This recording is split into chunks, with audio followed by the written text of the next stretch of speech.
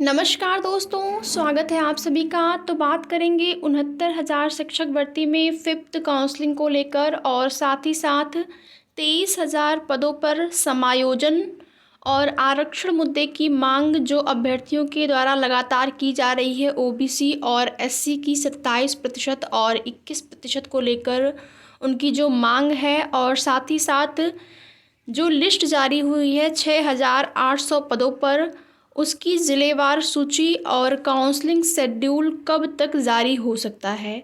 तो वीडियो में लास्ट तक बने रहें। एक एक करके हर बिंदुओं पर यहाँ पर हम चर्चा करने वाले हैं। साथ ही जो अभ्यर्थी चैनल पर नए हैं, सब्सक्राइब करके वीडियो को लाइक और शेयर ज़रूर करें। तो जैसा कि आप सभी को पता होगा कि प्रदेश में आचार संहिता प्रभावी हो चुकी है और कल देर शाम यानी कि 3:30 बजे लगभग आचार संहिता प्रभावी हुई। तो आगे जो भी प्रक्रियाएं होंगी उसमें चुनाव आयोग से परमिशन लेना ही पड़ेगा। बिना चुनाव आयोग के परमिशन लिए यहाँ पर कोई भी प्रक्रिया आगे नहीं बढ़ सकती है, क्योंकि इससे आचार संहिता का उल्लंघन होगा। तो जो भी करना है इस प्रकार से करना है कि किसी तरह से आचार संहिता का उल्लंघन न हो, और आगे की जो भी प्रक्रिया है आज जो भी शासन प्रशासन के अधिकारी हैं वे कर सकते हैं, लेकिन चुनाव आयोग से परमिशन के बाद ही कोई न कोई प्रक्रिया यहाँ पर आगे बढ़ सकती है। यहाँ पर 69,000 शिक्षक भर्ती में जो 6,800 की लिस्ट आई हुई है, अगर वहाँ पर देखा जाए तो 6,800 की लिस्ट में रीट संख्या जो 13,156 है, उसके अंतर्गत सोमवार को माननीय न्यायालय में वहाँ पर फैसला होना है। तो देखते हैं कि क्या होता है। वहाँ पर ये पूछा जाएगा उन लोगों से कि किस प्रकार से सीटें जोड़ी गई हैं और ये सीटें कौन सी हैं, यानी कि या 27%, 21% के आरक्षण को यहाँ पर किया गया है, या फिर ओवरलैपिंग की सीटें हैं, या फिर समायोजन किया गया है। तो ये चीज़ें कल यानी कि सोमवार को आपको स्पष्ट हो जाएंगी, क्योंकि जैसा कि शिक्षा मंत्री का बयान था कि 68,500 की सीटें 69,000 में नहीं जोड़ सकते हैं। तो फिर किस प्रकार से जोड़ा गया है, ये चीज़ें यहाँ पर स्पष्ट होंगी कल, कि 6,800 पर जो लिस्ट जारी हुई है वह किस प्रकार से जारी हुई है, और उसके बाद ही यहाँ पर काउंसलिंग शेड्यूल या फिर जिलेवार आवंटन लिस्ट जारी की जा सकेगी। और उसके लिए भी चुनाव आयोग से परमिशन लेना ही पड़ेगा। आप कोई भी प्रक्रिया को आगे बढ़ाने के लिए बिना चुनाव आयोग से परमिशन के कुछ प्रक्रियाएं आगे नहीं बढ़ सकती। तो आगे वीडियो में न्यूज़पेपर की कटिंग मैं आप लोगों को दिखाऊंगी, जिससे कि आपको एक एक बिंदु यहाँ पर स्पष्ट होता नज़र आएगा। तो आप यहाँ पर देख सकते हैं, शिक्षक भर्ती के अभ्यर्थियों ने किया प्रदर्शन। 69,000 सहायक शिक्षक भर्ती में ओबीसी के लिए 27 और एससी एसटी के लिए 21% आरक्षण की मांग को लेकर शनिवार दोपहर को बड़ी संख्या में अभ्यर्थी मुख्यमंत्री योगी आदित्यनाथ का आवास घेरने निकले। अभ्यर्थी गोल्फ क्लब चौराहे पर पहुंचे ही थे कि यहां पर तैनात भारी पुलिस बल और पीएससी ने उन्हें रोक दिया। पुलिस ने घेराबंदी कर ली और 5 कालिदास को जाने वाले मार्ग का गेट बंद कर दिया, और पीएससी बुलाई गई। बवाल बढ़ता देख पुलिस ने बस और अन्य गाड़ियां मंगाकर अभ्यर्थियों को जबरन गाड़ियों में भरकर इको गार्डन भेज दिया, और प्रदर्शन के चलते करीब 1 घंटे तक यातायात जो है बाधित रहा।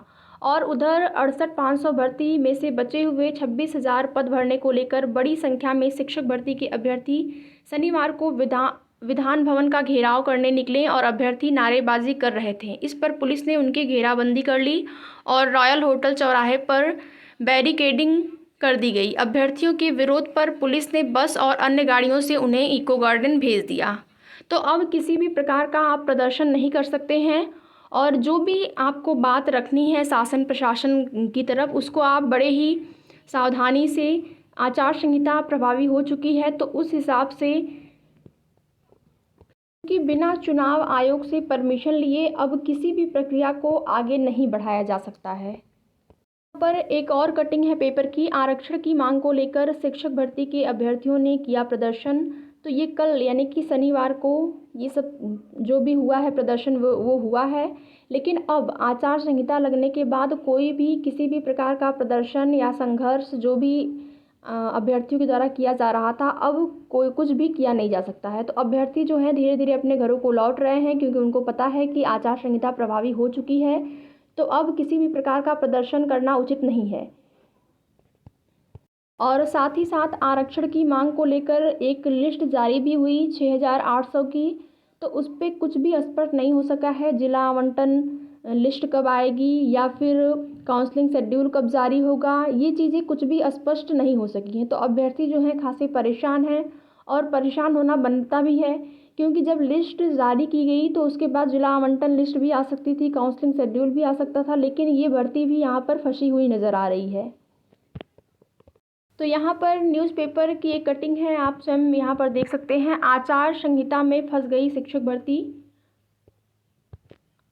69,000 भर्ती की चौथी सूची के 6,800 अभ्यर्थी भी अधर में।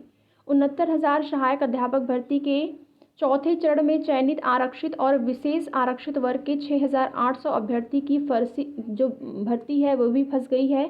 बेसिक शिक्षा परिषद के सचिव प्रताप सिंह बघेल ने बुधवार को चौथी सूची जारी की थी, और उसके बाद इनका जिला आवंटन करते हुए संबंधित जिलों में काउंसलिंग कराई जानी है, लेकिन ज़िला आवंटन से पहले ही चुनाव की तारीखें घोषित हो गईं।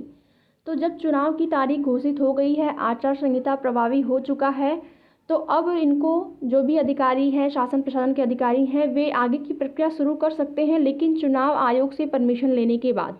ये लोग चाहें तो चुनाव आयोग से परमिशन लेकर जो भी आगे की प्रक्रिया है उसको कर सकते हैं।